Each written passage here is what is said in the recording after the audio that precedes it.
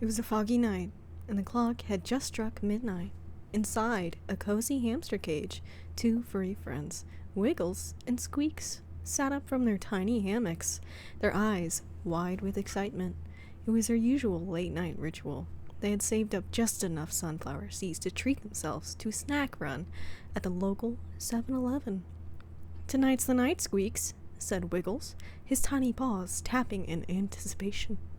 "Cool Ranch Doritos. I can almost taste them." Squeaks gave an excited squeak in agreement. They had been craving those tangy chips for weeks, and tonight, nothing could stop them. The two hamsters scurried toward the cage door. They had planned this meticulously, waiting for the humans to fall into a deep sleep.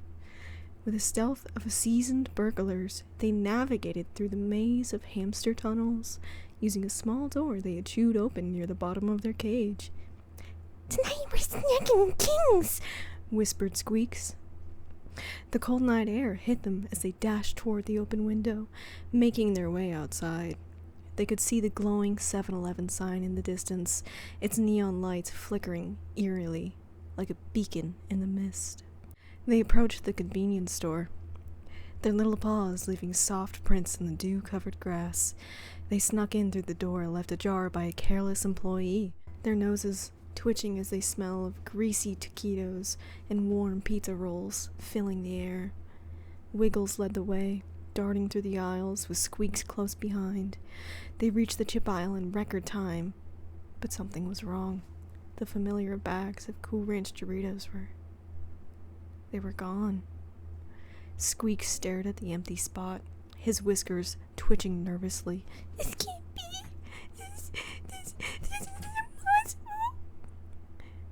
"Maybe they're just out of stock," said Wiggles, his voice tinged with hope as he scanned the shelves, but the hope quickly faded as his eyes locked onto the only remaining Doritos bag. "Nacho cheese," he whispered, the words tasting like poison on his tongue. No, Squeaks wailed, his tiny paws hitting the shelf in frustration. Why would they do this to us? The fluorescent lights above them flickering ominously. Suddenly, a cold draft swept through the store, and the sound of something dragging across the floor echoed through the aisles. Wiggles froze. "Did you hear that?" Squeaks shuddered. "I don't like this. Let's just grab the chips and go."